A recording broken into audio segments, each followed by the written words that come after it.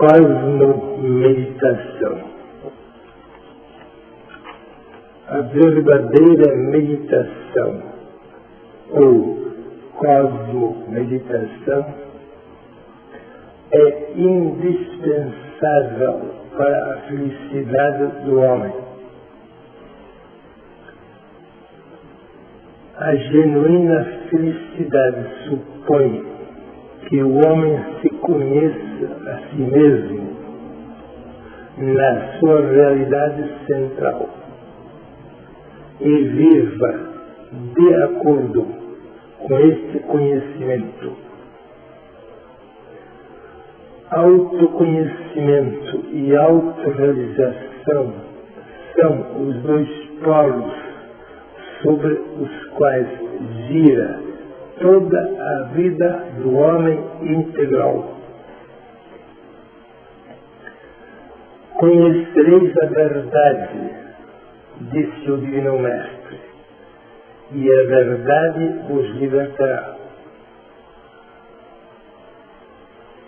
O autoconhecimento, que é a base da autorrealização, não é possível sem uma profunda meditação.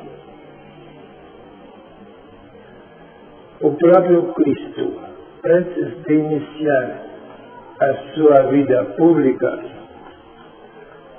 passou 40 dias e 40 noites em meditação permanente no deserto. E durante os 3 anos da sua vida pública, referem os evangelhos, Jesus passava noites inteiras na solidão, num deserto ou no cume de um monte, em oração com Deus.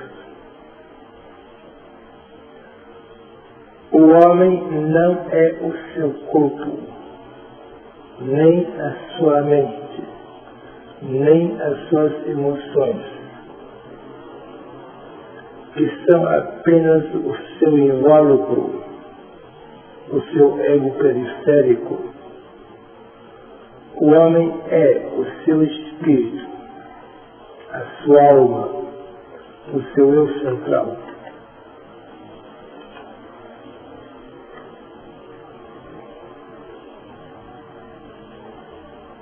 E, para ter disto plena certeza, deve o homem isolar-se temporariamente de todas as suas periferias ilusórias para ter consciência direta e imediata da sua realidade central. Isto é meditar. Quando o homem medita, ele deixa de ser ego-pensante e se torna cosmopensador. Deixa de ser ego-agente e se torna cosmo-agido. Deixa de ser ego-vivente e se torna cosmo-vivido. Ou, na linguagem do Cristo, não sou eu que faço as obras, é o Pai em mim que faz as obras. De mim mesmo eu nada posso fazer. Ou, na linguagem de Paulo de Tarso, eu morro todos os dias. E é por isso que eu vivo. Mas já não sou eu que vivo, é o Cristo que vive em mim. Se o grão de trigo não morrer, fica estéril, diz o Cristo. Mas se morrer, então produzirá muito fruto. O ego é simbolizado por um grão de trigo ou uma semente qualquer. O eu é a própria vida do germe que está na semente. O germe vivo do eu não pode brotar se a casca do ego não se dissolver. Quem não tem a coragem de morrer voluntariamente antes de ser morto compulsoriamente, não pode viver gloriosamente, nem no mundo presente. É necessário que o homem morra para o seu ego estéril, para que viva para o seu eu fecundo. Muitos querem saber quando e onde se deve meditar. O Divino Mestre diz: orai sempre e nunca deixeis de orar. Orar não quer dizer rezar, que é recitar fórmulas. Orar, como a própria palavra diz, é abrir-se rumo ao infinito, deixar-se invadir pelo infinito. Isto, segundo os versos, é orar. Esta meditação permanente, esta meditação atitude de que fala o Cristo, tem de ser precedida por muitas meditações ato. A meditação permanente deve começar com meditações intermitentes. A melhor hora para a meditação é sempre de manhã cedo, antes de iniciar qualquer trabalho. Quem não pode meditar de manhã cedo, medite à noite, antes de dormir. Mas, cuidado.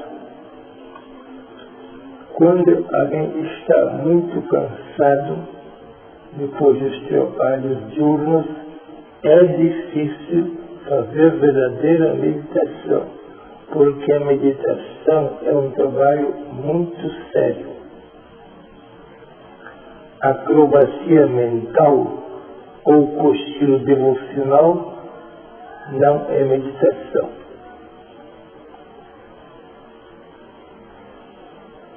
Convém que cada um tenha um recinto fechado e silencioso para meditar,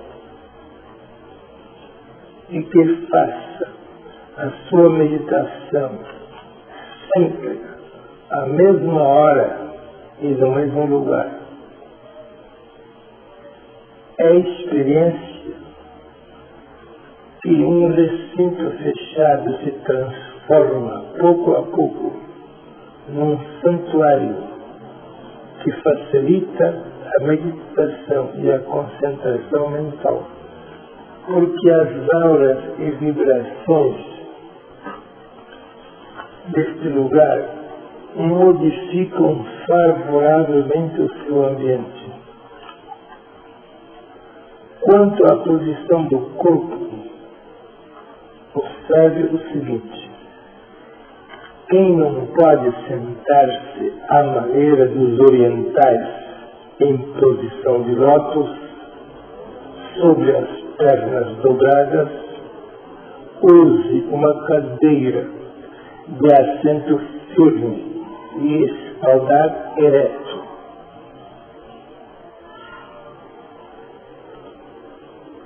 Mantenha o corpo em atitude natural, ereto. Não cruze as pernas e coloque as mãos no regaço junto ao corpo. Mantenha os olhos semi-fechados para favorecer a concentração. uma luz suavemente azulada e esverdeada, ou pelo menos uma penumbra, são muito favoráveis à concentração. Antes de iniciar a meditação, respire algumas vezes profunda e vagarosamente para harmonizar as vibrações dos nervos. Durante a meditação, respire normalmente. Qualquer atenção à atividade corporal dificulta a meditação. Deve relaxar todas as tensões corporais e esquecer-se totalmente da presença do seu corpo. Antes de meditar, pode conscientizar palavras como estas: eu e o Pai somos um. O Pai está em mim e eu estou no Pai. Ou então, eu morro todos os dias e é por isso que eu vivo. Mas já não sou eu que vivo, é o Cristo que vive em mim. Depois de ter feito muitas vezes a meditação intermitente em forma de atos diários, o homem verificará que a meditação se transforma pouco a pouco numa meditação permanente, sem ele saber, numa meditação atitude, perfeitamente compatível com qualquer trabalho externo, em casa, na escola, no escritório, na fábrica, na loja, em qualquer ambiente. Esta meditação atitude, consciente ou inconsciente, não impede, mas até favorece grandemente os trabalhos externos, que ficam como que iluminados e aureolados de um halo de leveza, e felicidade. Então compreenderá o homem o que o Divino Mestre quis dizer com as palavras: orai sempre e nunca deixeis de orar. Isto é, tendo sempre a consciência da presença de Deus, mesmo sem pensar nada. Que consciência não é pensamento. Consciência é um estado do eu espiritual, mas não é um processo do ego mental. Quando o homem está em verdadeira consciência espiritual, ele não pensa nada. Ele está com 100% de consciência espiritual e 0% de pensamento mental. E então ele entra numa verdadeira meditação atitude, que tem que ser elogiado por muitas meditações em forma de atos conscientes e supraconscientes. Como tem preliminar a meditação com alguma música concentrativa, nem todas as músicas clássicas dos grandes mestres são concentrativas. Há poucas músicas realmente concentrativas, como por exemplo o conhecido Hino a Brahma, também a Ave Maria de Schubert e a melodia mística do Aonde flores eu irei. Estas músicas e outras podem servir de prelúdio para a meditação. Digo de prelúdio, mas não devem acompanhar a meditação. Durante a meditação deve haver silêncio absoluto, que é a música da divindade, a música do infinito. Este silêncio não deve ser apenas físico, mas deve ser também mental e emocional.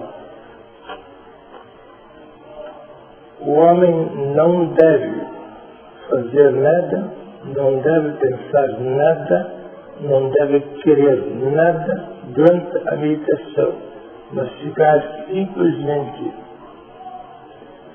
na consciência espiritual. Esse homem vai ser invadido, por assim dizer, pela alma do próprio universo. Este universo não está fora dele. Este universo, pelo qual ele vai ser invadido, está no seu próprio centro. É sua consciência central, o seu eu, a sua alma, o seu espírito, que é o universo dentro dele. E as suas periferias vão ser invadidas pelo seu centro. Porque é regra e lei cósmica. Onde há uma vacuidade, acontece uma plenitude. Se o homem consegue esvaziar-se completamente de todos os conteúdos do seu ego humano, infalivelmente vai ser invadido pela alma do universo, que não está fora dele, mas dentro dele mesmo. Esta invasão é automática, mas o esvaziamento do nosso ego é a nossa tarefa própria. E aqui está a grande dificuldade. O nosso querido ego não quer ser esvaziado das suas atividades, porque ele não sabe nada fora disto. Ele se defende contra este ego esvaziamento. Mas se alguém consegue este ego esvaziamento, vai ser invadido pela alma do próprio universo. Mas cuidado, para os principiantes é difícil este ego esvaziamento sem cair em transe, sem cair em auto-hipnose.